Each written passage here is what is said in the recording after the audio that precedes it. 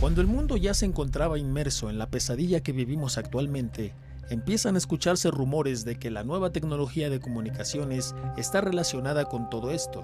Algunos de inmediato se pusieron a favor de esta nueva teoría, pues les parecía sospechoso que justo al arrancar esta misma, en determinados lugares habrían comenzado los casos de lo que actualmente nos aqueja, mientras que otros se oponen a esa idea y dicen que se trata de una paranoia más de los conspiranoicos, argumentando que, de ser cierto esto, la tecnología actual de comunicaciones ya nos estaría haciendo daño y que no hay estudios que den pruebas de ello. Pero, ¿hay razones para estar preocupados realmente? ¿Alguien trata de dañarnos mediante radiación electromagnética? Todos buscamos algo, y tu búsqueda te trajo aquí. Hola. Realizamos un estudio lo más imparcial posible respecto a estos rumores en esta última semana. Y bueno, encontramos cosas muy interesantes que estamos seguros que les van a parecer interesantes también a ustedes. Aquí podemos ver que en Reino Unido algunas personas empezaron a quemar antenas de esta tecnología que todos sabemos cómo se llama, pero nosotros le vamos a llamar 4+1G porque pues hay mucha censura con respecto a este tipo de temas en internet. Efectivamente, en algunos países comenzaron rumores de que esta tecnología estaba directamente relacionada con cómo se esparcía la enfermedad. Y bueno, de inmediato pues sí, parece ser una idea completamente descabellada. Aquí podemos ver algunos de estos videos que se regaron por todas las redes sociales. Este es un video de Twitter y bueno, pues ahí hay muchos como este, ¿no? Entonces la gente comenzó a alarmarse y pues hubo quien se puso a indagar en aquellos momentos, porque también, como podemos ver aquí en la pantalla, después de que se empezaron a viralizar este tipo de videos de gente quemando las antenas, pues salieron a la luz una serie de mapas como el que vemos en pantalla en este momento. Aquí podemos apreciar dos cosas que sirvieron para regar esta teoría, ¿no? En este mapa se ve, por ejemplo, que en las zonas donde este mal se esparcía con rapidez, ¿no?, se corresponde con el área de cobertura de la nueva tecnología 4+1G, que podemos ver que pues coincide bastante, ¿no? Por ejemplo, esta área de aquí con esta de aquí y esta de acá en el estado de Washington con esta de aquí, que no se sabe realmente qué mapa corresponde a cuál. No sabemos si este es el de la cobertura y este es el de la enfermedad, pero sin embargo, como no se puede determinar con exactitud de dónde se obtuvieron estos mapas, bueno, pues no sabemos cuál es cuál exactamente.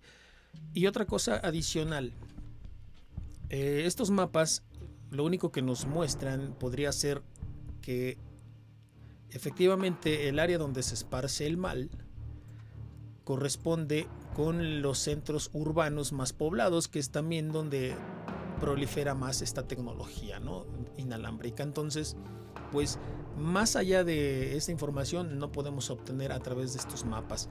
Otra noticia que empezó a regarse por todos lados fue que en el año pasado, en el mes de octubre aproximadamente, en los Países Bajos, muchas aves cayeron al suelo muertas, ¿no? Y hubo quien aseguró que estas aves habían muerto a causa de unas pruebas de la tecnología 4+1G. Snopes es una página que se dedica a rastrear este tipo de información para llegar a la fuente original y desmentirlo en caso de que sea falso, ¿no?, y evitar los bulos o las fake news. Y dieron con la siguiente explicación, ¿no? Aquí está que se plantea el problema de las aves. Aquí hay una fotografía de las redes sociales donde se ven las aves muertas, una gran cantidad de ellas. Y bueno, la página Snopes nos dice que la reclamación es la prueba de una red celular 4+1G es la causa de muertes inexplicables de aves en un parque en La Haya, en Países Bajos. La clasificación que ellos le dan a esta noticia es de falso. Dice que la información salió de, entre otros, de un blog de una persona llamada Erin Elizabeth Health-Nutt, y que también una persona llamada John Kules. Esta persona dirige varios sitios web de conspiración anti 4+1G y páginas de redes sociales pues relacionadas con esto, ¿no? Entonces ya de entrada dice que son personas que se dedican al tema de la conspiración quienes empezaron a regar esta noticia, ¿no? Pues se concluye después de las autopsias y demás que las aves murieron porque se habían estrellado con algún objeto a gran velocidad, que esto fue lo que causó su muerte, ¿no? Después de hacerles una autopsia, y también se identificó que habían comido una especie de semilla que, bueno, en su interior lleva un elemento tóxico, y este elemento ellos la digieren naturalmente, está dentro de su dieta normal, y bueno, deberían de haberla desechado naturalmente, por lo tanto no descartan la posibilidad de envenenamiento por esta sustancia. Aquí también hay otro sitio que se llama Neutral, que él se basa en lo que dice la página británica Fact Checking, que Fact Checking es un organismo que se dedica también a confirmar o desmentir las noticias falsas o los bulos que hay en internet, ¿no? Y también esta organización dice que pues resulta ser falso, que también dice que el origen de esta noticia pues son las personas que mencioné anteriormente, y que bueno, no es a causa de la radiación electromagnética la muerte, sino a causa de un estrellamiento contra objetos a gran velocidad, y que esto pudo haber sido provocado, dicen ellos, por el pánico provocado por un búho de caza u otra perturbación similar a esa, ¿no? Pues esta es la conclusión a la que llegaron ellos y dieron el caso por falso. Nosotros seguimos investigando esta cuestión y encontramos que hay publicaciones que alertan sobre los efectos de ciertas ondas electromagnéticas en las aves, ¿no? Bueno, esta página que se llama Tendencias Científicas nos dice que hay un estudio, una investigación de la Universidad de Oldenburg en Alemania, donde dice que ellos han demostrado que la brújula magnética de los petirrojos falla por completo cuando estas aves se exponen a interferencias electromagnéticas de las ondas de radio AM utilizadas en la comunicación electrónica. Entonces nosotros fuimos a averiguar si este estudio es verdad, y la revista Nature lo publicó el 7 de mayo de 2014 y lo nombra el ruido electromagnético antropogénico, o sea, de origen humano, altera la orientación de la brújula magnética en un ave migratoria. En el estudio ellos rápidamente nos dicen que observaron cómo las aves, al ser expuestas a la radiación electromagnética en frecuencias que van de los 50 kHz a los 5 MHz aproximadamente, es que ahí ellos encontraron esa alteración, que las aves perdían el rumbo completamente. Y bueno, a través de una serie de experimentos que también ustedes pueden encontrar aquí en la revista Nature, que por cierto es una de las publicaciones científicas más respetadas, pues ellos llegaron a la conclusión de que efectivamente las ondas electromagnéticas, por lo menos en este rango, altera la ubicación de las aves al volar. Y también dice que no necesariamente esto puede reducirse solamente a este ancho de banda, que puede ser más, pero el estudio que ellos hicieron concluye que por lo menos ahí sí se ve afectado el vuelo de las aves, ¿no? Es importante que sepamos de qué estamos hablando. Vamos a tratar de explicarles rápidamente qué es el espectro electromagnético y cómo funciona. El espectro electromagnético es la distribución energética del conjunto de las ondas electromagnéticas. Así pues, hay ondas de baja energía y ondas de alta energía.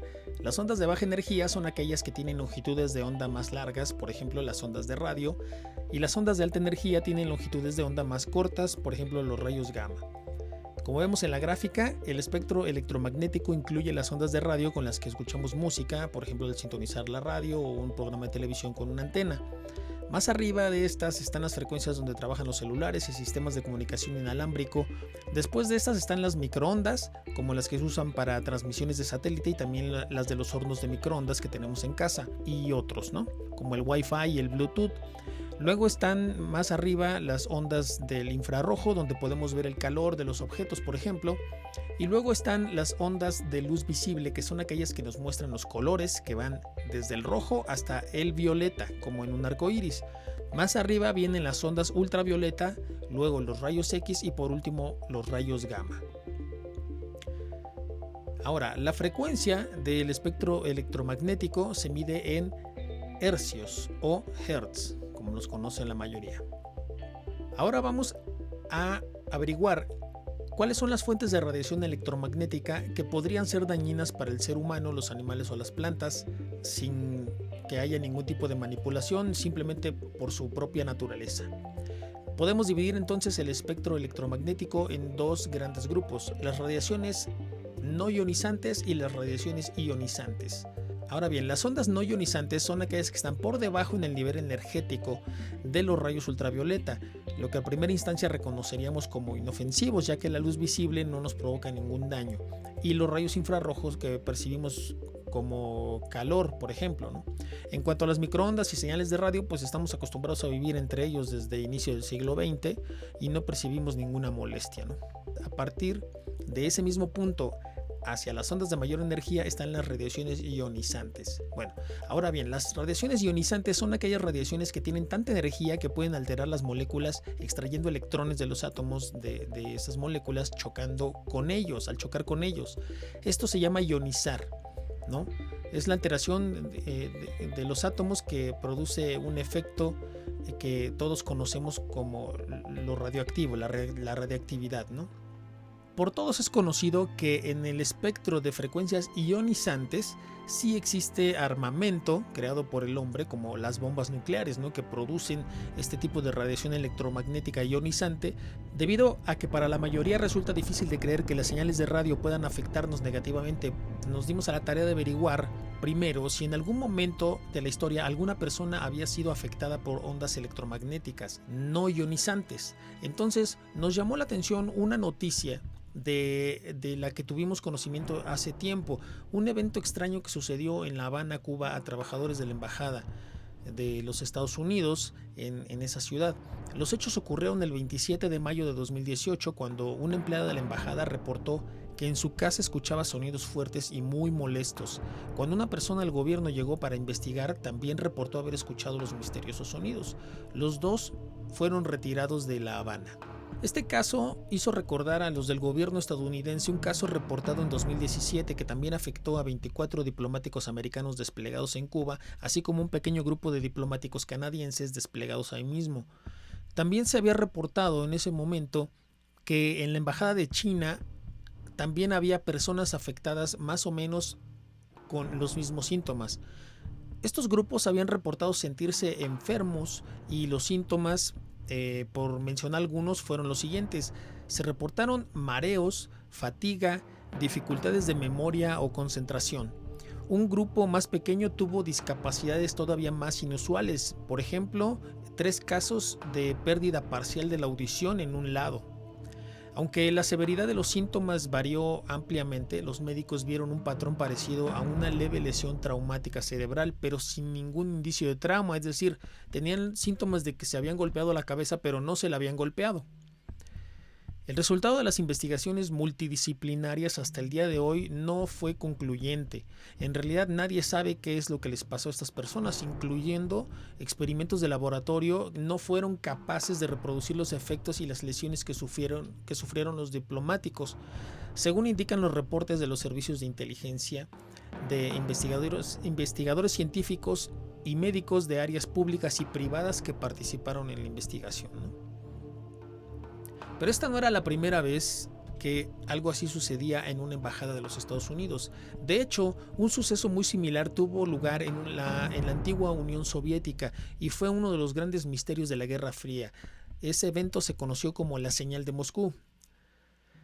Sucedió que en el año de 1953, en el mes de mayo, se instalaron unos equipos en el edificio de la Embajada norteamericana en Moscú y estos detectaron una extraña señal de microondas que oscilaba en los pisos superiores en horarios determinados, a veces hasta por 8 horas. Para finales de otoño de ese mismo año, varios trabajadores de la sede diplomática se sintieron inexplicablemente enfermos. Los síntomas eran mareos, palpitaciones, dolores de cabeza, la presión de la sangre demasiado alta o demasiado baja, etc.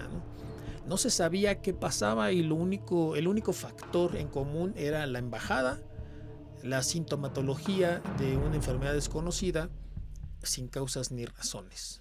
Las señales continuaron durante años y para 1962 los que aún permanecían allí o incluso los que ya se habían ido manifestaron síntomas más graves, repentinas cataratas, alteraciones en los análisis sanguíneos o en los cromosomas. Para el año de 1965 se envió un equipo y se destinaron grandes recursos económicos para resolver el misterio. Una de las vías de investigación fue la de un posible virus. Sharon Weinberger, editora jefe de Foreign Policy y autora de un libro llamado Los Imaginarios de la Guerra, la historia no contada de DARPA, la agencia del Pentágono que cambió el mundo, declaró a BBC Mundo que en realidad todo esto era una mentira y una cortina de humo para algo mayor. Fue de hecho el inicio de una de las más insólitas investigaciones secretas del gobierno de Estados Unidos durante la Guerra Fría. Estudiaban un fenómeno del que hasta ese momento no tenían idea, los efectos de las radiaciones de microondas en los seres humanos, agregó. Luego de años de investigación llegaron a la conclusión de que los rusos bombardeaban la embajada con radiaciones de microondas de muy bajo nivel del orden de 0.5 a 9 GHz, muy por debajo del umbral necesario para calentar las cosas como lo hace un horno actual. Sin embargo, también era 100 veces más potente que los estándares de exposición máxima permitidos, añadió también Weinberger. Así, bajo el pretexto oficial de la investigación del virus, supuestamente se abrió una investigación ultra secreta con el nombre de Proyecto Pandora, en la que se utilizaron monos para ver cómo influían las microondas en el comportamiento de estos, bajo la hipótesis de que los rusos buscaban una forma de control mental en los diplomáticos americanos a fin de modificar su comportamiento a largo plazo y hacerlos cometer errores. Se supone que los estudios nunca llegaron a probarse en humanos, pues el proyecto fue cancelado antes de llegar a eso. Aunque el proyecto Pandora fracasó para inicios de la década del 70, la comunidad de inteligencia de Estados Unidos descartó el supuesto control mental. Dice BBC también que en un libro, un tal Brudeau asegura que los soviéticos estaban al parecer usando cañones de microondas para escuchar conversaciones dentro de la embajada y que la radiación podría haber sido perjudicial para la salud de estas personas. No hay una respuesta concluyente en este caso, pero nos proporciona indicios para pensar que sí ha habido investigaciones sobre radiaciones electromagnéticas no ionizantes en humanos desde hace varias décadas, que este caso pudo haber sido clasificado para en realidad llevar a cabo estas investigaciones en secreto con miras a desarrollar un arma de estas características. Obviamente estamos especulando, pero esta investigación todavía no termina. El 3 de septiembre de 2018, el New York Times publicó un artículo de William J. Broad. El New York Times dice: armas de microondas, las principales sospechosas de los síntomas de los diplomáticos en Cuba. Este evento en La Habana causó una ruptura diplomática entre Washington y el país caribeño. El equipo médico que examinó a los 21 diplomáticos no mencionó la palabra microondas en el informe que se publicó en el Journal of American Medical Association en marzo. Sin embargo, Douglas Smith, autor principal del estudio y director del Centro para Lesiones Cerebrales y Rehabilitación de la Universidad de Pensilvania, comentó en una entrevista reciente que ahora se considera a las microondas como las principales sospechosas y que el equipo está cada vez más seguro de que los diplomáticos sufrieron lesiones cerebrales. La nota del periódico añade una ilustración que nos habla del efecto Frey. La Wikipedia nos dice que el primer estadounidense en publicar sobre el efecto de la audiencia de microondas fue Alan H. Frey en 1961. En sus experimentos se descubrió que los sujetos podían escuchar la radiación de microondas adecuadamente pulsada a una distancia de 100 metros desde el transmisor. Esto fue acompañado por efectos secundarios como mareos, dolores de cabeza y una sensación de hormigueo. El efecto Frey consta de unos clics inducidos por frecuencia de microondas pulsadas moduladas. Los clics se generan dentro de la cabeza directamente, sin necesidad de ningún dispositivo electrónico receptor. El efecto fue reportado primero por las personas que trabajaban en las proximidades de los transpondedores de radar durante la Segunda Guerra Mundial. Estos sonidos inducidos no son audibles para otras personas que estén cerca. Más tarde se descubrió el efecto auditivo de los microondas con porciones de menor longitud de onda del espectro electromagnético. La causa se cree que es la expansión térmica de porciones del aparato auditivo. La respuesta del sistema auditivo se produce al menos desde los 200 MHz a por lo menos 3 GHz. La existencia de armas no letales que aprovechan el efecto auditivo por microondas parece haber sido clasificada como secreta en los Estados Unidos desde 1998 y fue desclasificada el 6 de diciembre de 2006 en respuesta a una solicitud del Freedom of Information Act. La aplicación de tecnología de audición de microondas podría facilitar, por ejemplo, la transmisión de un mensaje privado. El escuchar las microondas dentro de la cabeza podría perjudicar gravemente a una persona que no está consciente de que esta tecnología existe. O sea, imagínense escuchar sonidos dentro de la cabeza que nadie más escucha. Volviendo ahora al artículo del New York Times, continuó explicando que los expertos dicen que las falsas sensaciones pueden explicar un síntoma que caracteriza a los incidentes diplomáticos, la percepción de ruidos fuertes como repiqueteos, zumbidos y chirridos. También menciona que hay un grupo de científicos de élite llamado JSON, así se llama el grupo, que ayuda al gobierno en tareas de seguridad nacional y que investigó el caso de los diplomáticos y que dentro de sus posibles explicaciones están las microondas.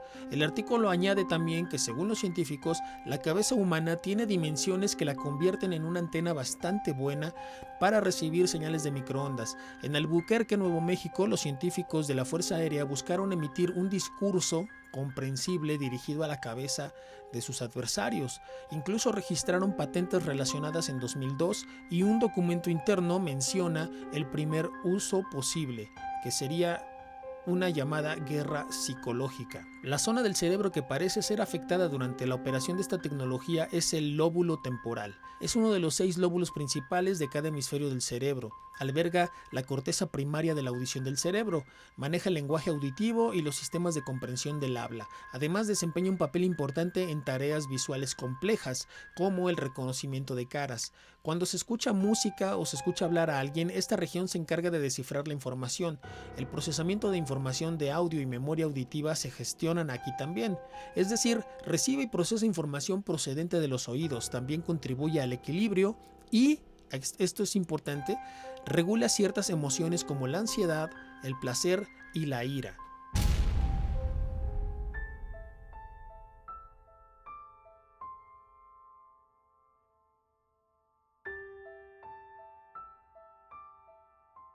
Con todo lo dicho anteriormente nos dimos cuenta de que en efecto hay razones para pensar que las microondas pueden tener algún tipo de interacción aún desconocida con el cuerpo humano, pero todavía no llegamos a una aplicación real de esta tecnología y todo son especulaciones. ¿O no? Estos casos nos dieron indicios suficientes de que podría tratarse de una tecnología militar, aunque los reportes no hayan llegado a una conclusión definitiva. Nosotros nos dimos a la tarea de buscar este armamento y encontramos lo siguiente.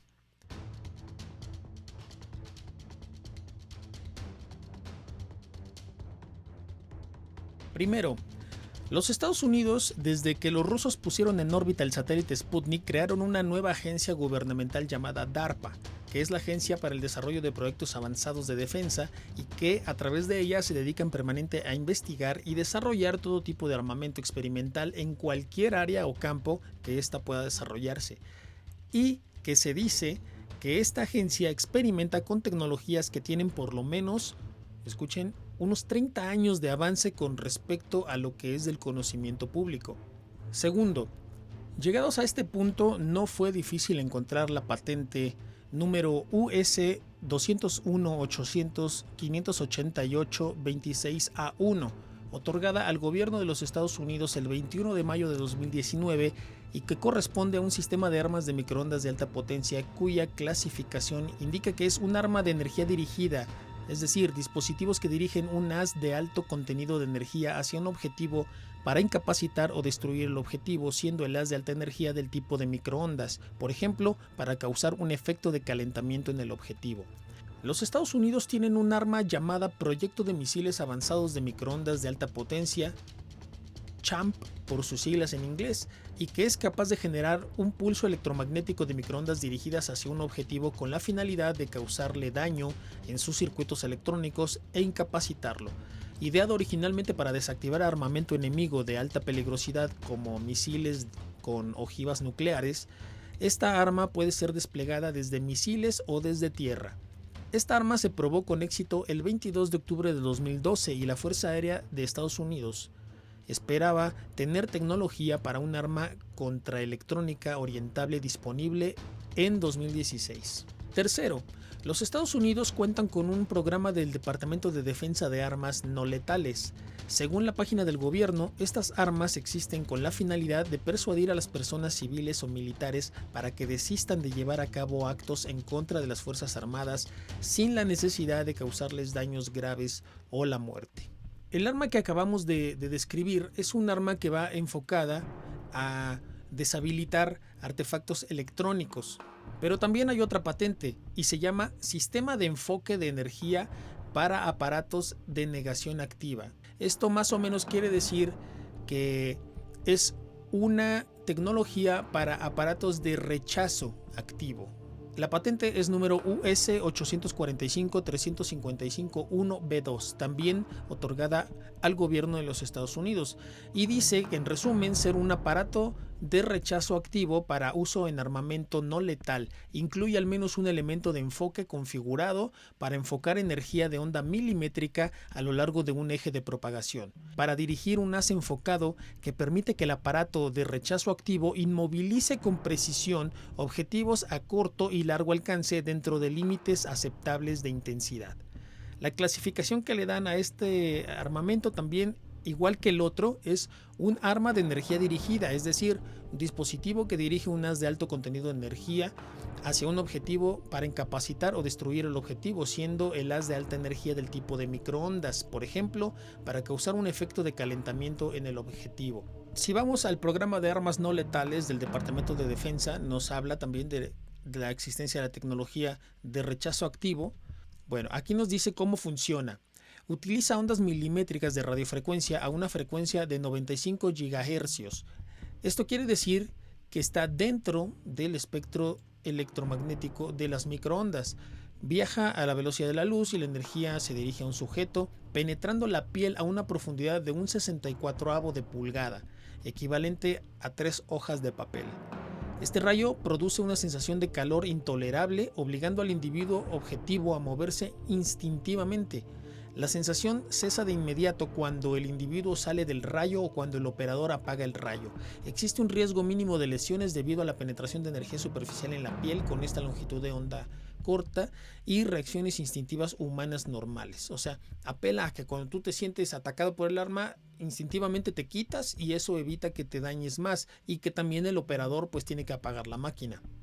Nos dice también que el efecto repelente del ADS en humanos se produce a un nivel ligeramente superior a 44 grados centígrados, aunque las quemaduras de primer grado se producen aproximadamente a 51 grados centígrados y las quemaduras de segundo grado a 58 grados centígrados. Entonces que está por debajo del umbral de las quemaduras de primero y segundo grado.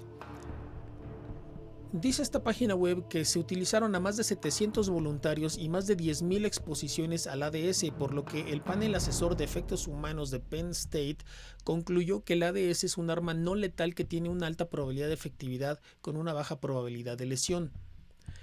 Dice que no hay efectos significativos para los usuarios de lentes de contacto u otras gafas, incluidas gafas de visión nocturna.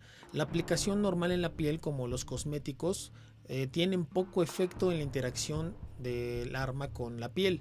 No hay diferencias relacionadas con la edad en respuesta a la exposición del arma y tampoco hay un efecto sobre el sistema reproductor masculino o femenino porque las microondas no penetran más allá de un 16avo de pulgada, por lo tanto no pueden llegar a los órganos reproductivos.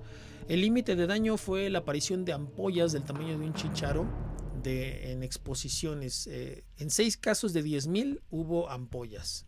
Como efectos a largo plazo, que el estudio arrojó que se realizó un estudio de cáncer en ratones y que exponiéndolos a los 94 GHz a una sola exposición de 10 segundos. Se repitieron exposiciones de 10 segundos por un periodo de 2 semanas, etcétera. Y bueno, que no se encontró que esto fuera cancerígeno, tampoco se encontraron daños en la córnea. En pruebas en ojos de primates no humanos no se observaron daños a corto o largo plazo, ya que el reflejo de parpadear protege el ojo del daño en 0.25 segundos. O sea, en un cuarto de segundo ya tu ojo está protegido. Bueno, tampoco produce defectos de nacimiento porque no penetran hacia los fetos en el caso de que el arma se disparara contra mujeres embarazadas. Bueno, se supone que también esta arma está diseñada para que el operador, aunque mantenga apretado el gatillo, por así decirlo, el arma no dura más de 3 segundos activa. Entonces no puede hacerle más daño.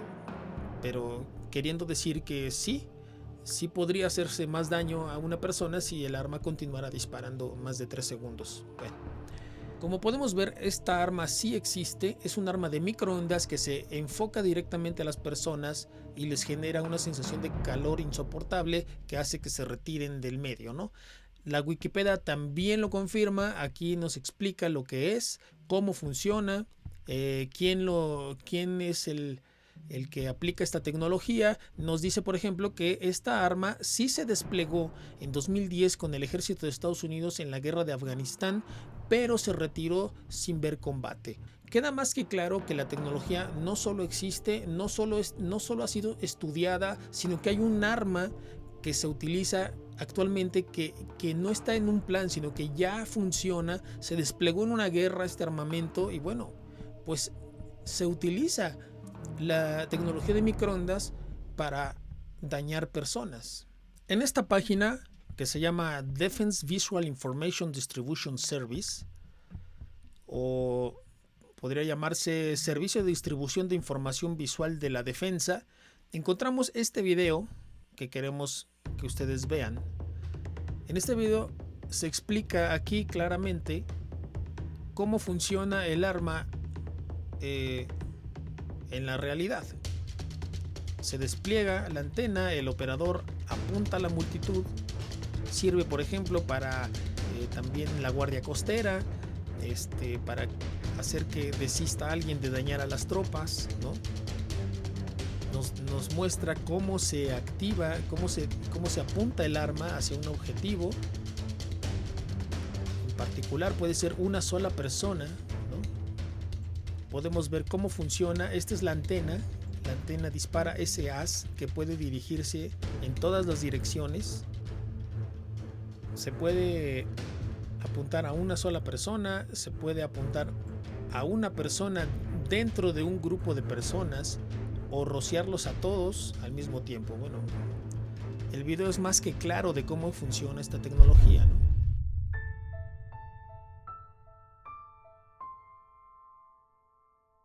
Aunque en los artículos periodísticos que acabamos de analizar se barajan claramente las posibilidades de la intervención de microondas en sucesos que involucran personas con malestares físicos evidentes y muy similares en eventos aislados, se plantea incluso la creación de programas y la destinación de grandes recursos y presupuestos para investigación y la cooperación de científicos y servicios de inteligencia, al final se informa que no hay nada concluyente y que sigue siendo un misterio. Pero aquí hay algo que no cuadra. Si nunca se ha llegado a una conclusión sobre estos supuestos ataques, ¿cómo es posible que existan no solo patentes, sino armamentos en operación con esta tecnología? Y que además explica detalladamente su funcionamiento, revelando que los efectos en seres humanos son más que verdaderos bajo por lo menos determinadas circunstancias. Después de todo esto que acabamos de ver, nos damos cuenta de que la radiación electromagnética no ionizante sí puede ser utilizada para hacer daño no solamente a dispositivos electrónicos, sino también a las personas. Llegados a este punto de la investigación, vamos a retomar el origen, que es averiguar si esta tecnología 4+1G puede ser dañina para las personas. Primero vamos a diferenciar cuáles son las diferencias entre la actual tecnología 4G y la nueva.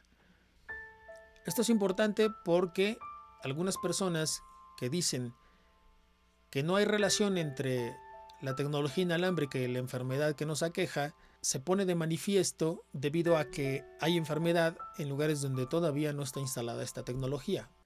El sitio web 4+1G Américas es una organización que reúne la información de los operadores de redes de telefonía móvil de América y del mundo, y nos proporciona datos sobre recursos como la implementación global de las redes LTE y 4+1G. Proporciona gráficos y estadísticas, así como información que relaciona a la salud con dichas redes. Este gráfico de 4+1G Américas nos muestra qué parte del espectro electromagnético ocupan las señales de radio. Estas van de los 3 kHz hasta los 300 GHz. Dentro de este espectro, las bandas que actualmente están dedicadas a la telefonía móvil son de 698 a 960 MHz, de 1.7 a 2.7 GHz y de 3.5 a 3.7 GHz. Más abajo indican las bandas que se encuentran bajo estudio para extender su uso para la nueva red, que involucra frecuencias en el rango de las microondas desde los 24 GHz hasta los 86 GHz. También menciona que las bandas por debajo de 6 GHz que actualmente están en uso brindan capacidad en el corto plazo para implementar la nueva red y que las frecuencias sobre los 6 GHz incrementarán la capacidad de conexión y servicios en el largo plazo, argumentando que para ello pueden valerse no solo del espectro de frecuencias que ya están bajo licencia, sino que también podrán echar mano del espectro no licenciado aún.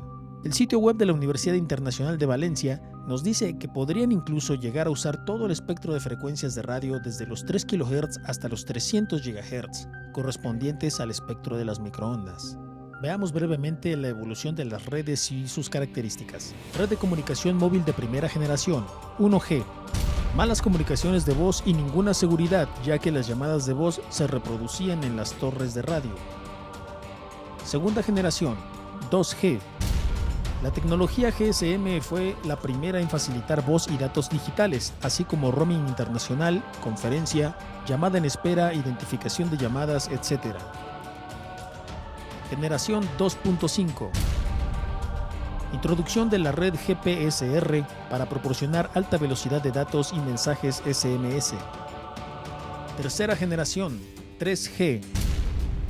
El objetivo de los sistemas 3G fue ofrecer aumento de las tasas de datos, utilizando frecuencias aproximadamente a 2.5 GHz, que permite llamadas de video, servicios basados en localización, mapas de navegación, banca virtual, etc.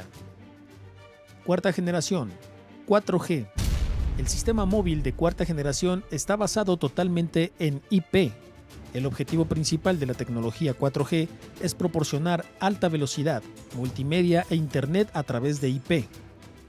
Incorpora nuevas frecuencias y ancho de banda más amplia que permiten telefonía IP, juegos, video de alta definición, videoconferencia, video 3D, almacenamiento en la nube, video en vivo, etc. Quinta generación, 4+1G. Lo lógico sería pensar que la red de quinta generación será una mejora del rendimiento, capacidad y velocidad de transmisión de datos, como ha sucedido en las generaciones anteriores. Nada más lejos de la realidad. De acuerdo a National Geographic, el 5G mejorará la conectividad y reducirá considerablemente el tiempo de latencia, lo cual nos permitirá conectarnos prácticamente en tiempo real. Este dato es especialmente importante, por ejemplo, para minimizar el tiempo de respuesta de un vehículo autónomo de cara a mejorar la seguridad tanto de los ocupantes como de cualquier viandante que les circunde. Gracias al advenimiento del Internet de las Cosas, parte del mobiliario urbano de las grandes ciudades quedará permanentemente conectado entre sí. Al igual que ha ocurrido con muchas otras mejoras tecnológicas, el 4+1G ya está aquí y lo hará para quedarse, más allá de las guerras tecnológicas entre China y Estados Unidos. La implementación de la red móvil de quinta generación cambiará la manera de comunicarnos, multiplicará la capacidad de las autopistas de la información y posibilitará que objetos cotidianos desde la nevera hasta los automóviles puedan conectarse con nosotros y entre sí en tiempo real. Su despliegue supone una auténtica revolución tecnológica que permitirá, por ejemplo, realizar intervenciones quirúrgicas teleasistidas, desplegar nuevas flotas de vehículos autónomos y coordinar los trabajos agrícolas a través de sensores instalados en distintos puntos de un campo de cultivo. Gracias a esta nueva tecnología podremos, por ejemplo, aumentar exponencialmente el número de dispositivos conectados, vehículos, robots industriales, mobiliario urbano, paradas de autobús o cualquier dispositivo electrónico que tengamos en casa, desde la alarma, la lavadora, la nevera, el robot aspirador, podrán conectarse y compartir información en tiempo real. Para lograr todo esto, los operadores de la red se valdrán de dos importantes factores. 1. El uso de, posiblemente, todo el espectro electromagnético de radio y microondas, que por cierto hemos visto ya que algunas bandas como la de 95 GHz son utilizadas por los militares y elementos de las fuerzas del orden para el control de seres humanos mediante el uso de armamento que ellos llaman no letal. Y 2. La implementación a grandísima escala de antenas en prácticamente todo el planeta en zonas urbanas y rurales, tanto en interiores como en exteriores.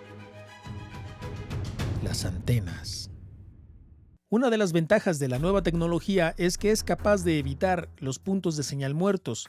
Para conseguirlo, se valen de antenas capaces de direccionar dicha señal hacia puntos específicos, de manera que la señal que es emitida desde una antena no se traslape con otra, ocasionando interferencia entre ellas, y así la red pueda desarrollar todo el potencial del que hemos hablado.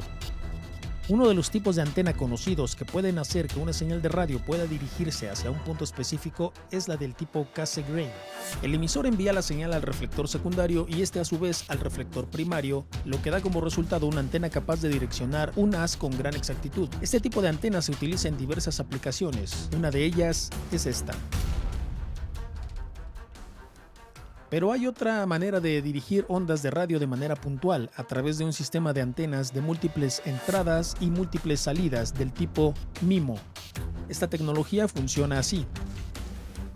Al tener una antena emisora, la señal es omnidireccional, pero al colocar una segunda antena justo al lado, el haz de ondas se vuelve más direccional. A medida que agregamos más antenas en el arreglo, podemos obtener una señal altamente direccionable, pero no solo eso. Podemos hacer que la señal se mueva hacia donde la necesitamos. También podemos enviar la misma señal en diferentes direcciones, o dos señales distintas en diferentes direcciones, o múltiples señales en diferentes direcciones. De este modo, podemos apuntar a un sitio específico de cobertura, evitando reflexiones innecesarias que ocasionan interferencias o bien causando reflexiones en objetos y edificios para lograr que la señal llegue a donde de otra manera no podría. Podríamos incluso enviar señal a un dispositivo y a otros no, ya que esta red trabaja mediante IP. Todo esto a conveniencia, generando así una red de cobertura casi perfecta que permite enormes cantidades de información a velocidades muy altas y con una confiabilidad muy elevada, justo lo que necesitamos para el futuro inalámbrico. Las sorprendentes características de estas antenas harán posible el Internet de las Cosas, un mundo donde todo y todos estaremos interconectados inalámbricamente y tendremos la oportunidad de desarrollar nuevas formas de interacción que antes parecían de ciencia ficción. Por ejemplo, podríamos obtener información en tiempo real de nuestro entorno, como la realidad aumentada o la realidad virtual. Además, esto permitirá el despliegue de flotas de vehículos autónomos que estarán equipados con varias antenas a lo largo y ancho, y esto les permitirá establecer una conexión directa con las antenas colocadas en diferentes puntos de las calles y mobiliario urbano, y conectándose también con otros vehículos a su alrededor, estableciendo una gran red, posibilitando la conducción autónoma segura en todo momento sin necesidad de intervención humana. También podremos ser capaces de establecer comunicaciones precisas a bajo costo que nos permita trabajar desde casa o cualquier lugar y al terminar la jornada también divertirnos, sin necesidad de estar presentes físicamente. Tendremos la posibilidad como nunca antes de monitorizar todos y cada uno de los procesos industriales y de negocio. Incluso podremos tener control sobre la producción agrícola conectando tractores a esta tecnología para automatizar el proceso y optimizar los resultados, e incluso tener un control sobre los activos vivos en el campo, como vacas y otros animales, conectándolos de alguna manera a la red. Esto, por supuesto, da mucho que pensar, ¿verdad? Y por si fuera poco, el multimillonario Elon Musk ha desarrollado el programa Starlink, que consiste en la puesta en órbita de una red global compuesta de 12.000 satélites a 550 kilómetros de altura que ya empezaron a desplegarse con una fase inicial de 1.600 satélites y que planea terminar para mediados de la década de 2020.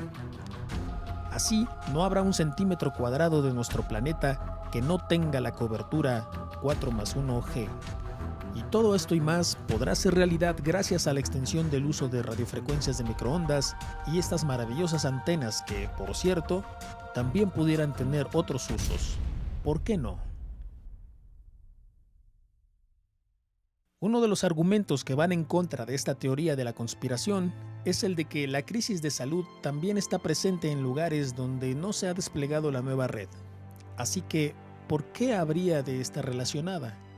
El sitio web 4+1G Américas señala en su apartado sobre implementación de redes móviles que la tecnología 4G LTE, LTE Advanced y 4+1G ya han sido desplegadas en casi todos los continentes y que esta última aún no cuenta con la misma cantidad de redes instaladas que las anteriores, como vemos en esta gráfica. Sin embargo, sabemos que las tecnologías 4G LTE y LTE Advanced han estado utilizando no solo las frecuencias de radio y de microondas hasta por lo menos 2.4 GHz, sí, la de los hornos de microondas, sino también funcionan por medio de antenas activas, las cuales han estado instaladas desde por lo menos el año 2016 y que podrán ser actualizadas a la nueva red mediante software, aprovechando así toda la infraestructura que ya se encuentra en operación.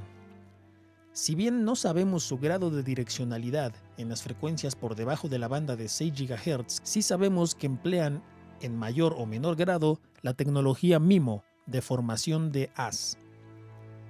Pero entonces, si una parte de la infraestructura de la nueva red ya está operando en todo el mundo con algunas de las características más importantes, ¿podría esto echar abajo el argumento negacionista? El caso Irán.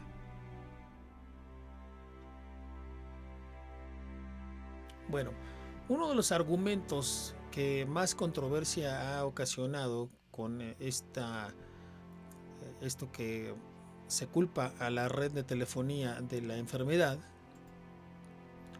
es precisamente que países como Irán fueron grandemente afectados por la enfermedad, pero no tenían desplegado el sistema de 4+1G. Bueno, ahora bien, las compañías que operan en Irán, hay 4 compañías que otorgan este servicio de telefonía y una de ellas es MTN Irancell.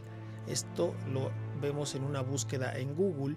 Aquí vemos que en esta página tenemos la noticia de que el 25 de septiembre de 2017,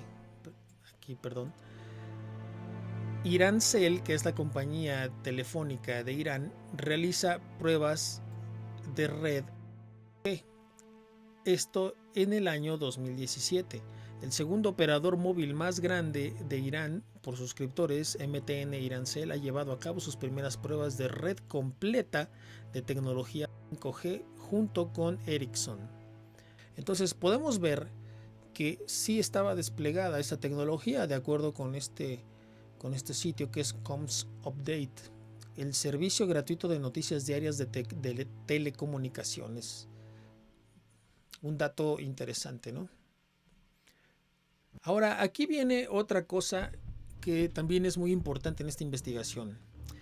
Mucha gente habla de que durante esta crisis, pues muchos negocios pararon, negocios que no son considerados de primera necesidad, pero a algunos les llamó la atención que en muchas partes del mundo continuaron instalando las antenas de esta nueva tecnología. Si bien la tecnología de comunicaciones es esencial para el funcionamiento de los gobiernos y de muchas otras empresas que también son esenciales, llamaba mucho la atención que en plena crisis se pusieran a instalar nuevas tecnologías. O sea, no solamente se dedicaran a prestar el servicio, ¿no?, con el mínimo de personal, sino que se ponían a instalar antenas como si no estuviera pasando nada. Y eso, la instalación de nuevas tecnologías y de nuevas antenas, pues para muchos no es algo esencial en estos momentos, ¿no?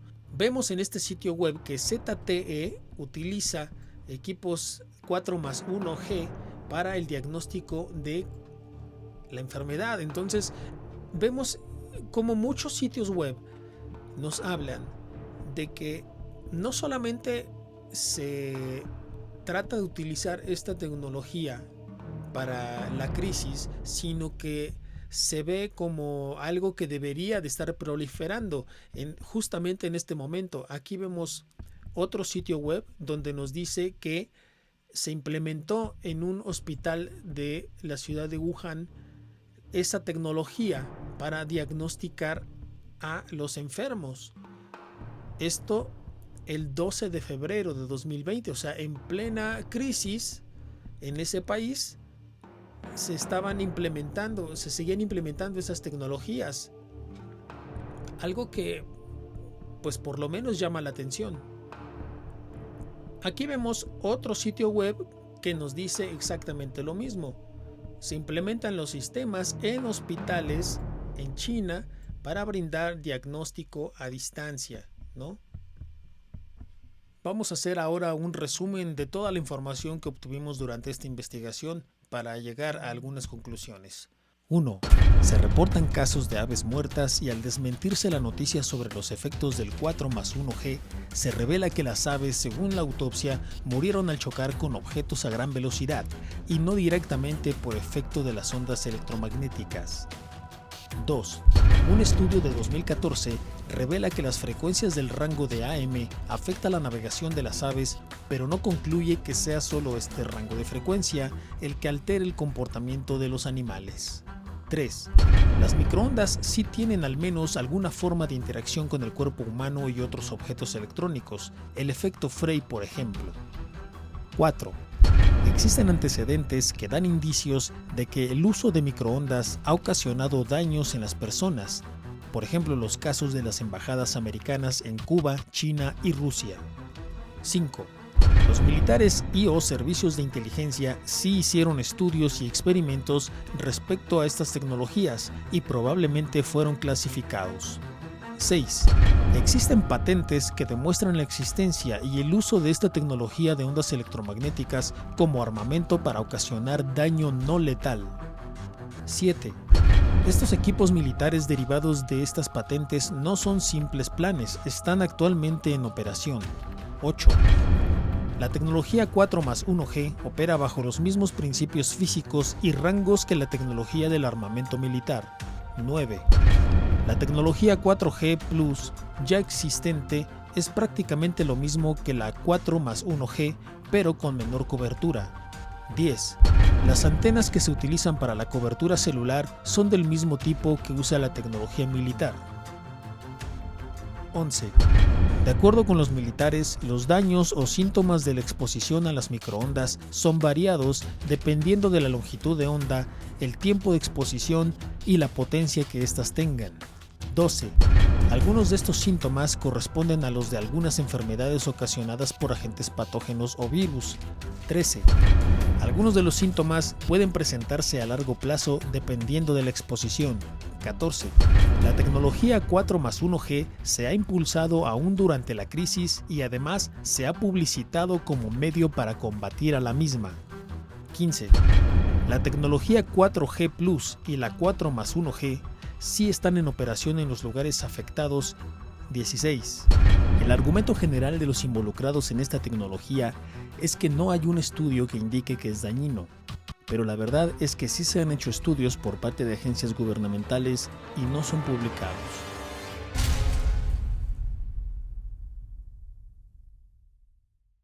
Conclusión. Al inicio de esta investigación, nuestra postura sobre las afirmaciones que vinculaban a las nuevas tecnologías inalámbricas con esta crisis era de total escepticismo, y nuestra intención era encontrar los elementos para desmentirla.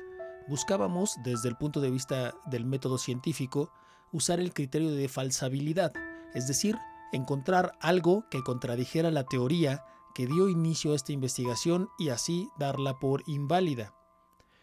Para nuestra sorpresa, encontramos muchísima información que no fue posible exponer en su totalidad en esta investigación, pero que más adelante distribuiremos en otros programas.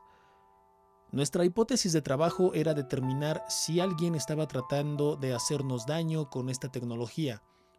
Esta hipótesis tiene como origen dos teorías principales. 1. El 4+1G origina y propaga el mal que nos aqueja. 2.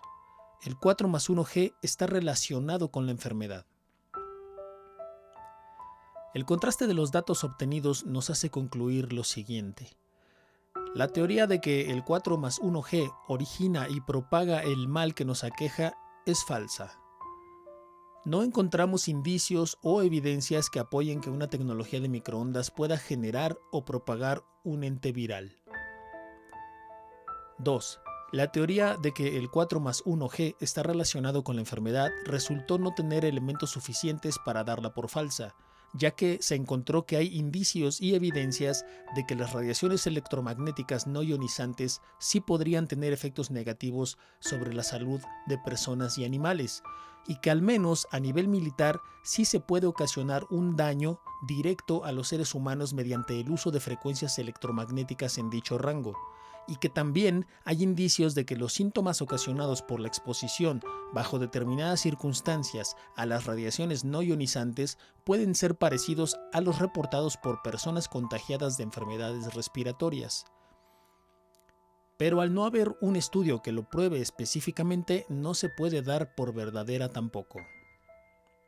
En cuanto a nuestra hipótesis de que si alguien está tratando de dañarnos mediante radiación electromagnética 4+1G, la conclusión a la que llegamos es que si alguien se lo propusiera, tiene probabilidades de lograrlo con esta o con tecnologías muy similares hasta que se demuestre lo contrario. Antes de que esta tecnología siga adelante, debería de hacerse un estudio serio, exhaustivo y multidisciplinario para descartar que esta tecnología pueda relacionarse con esta o cualquier otra enfermedad. Que cada quien saque sus propias conclusiones. Esto ha sido Quantum 77. Muchas gracias.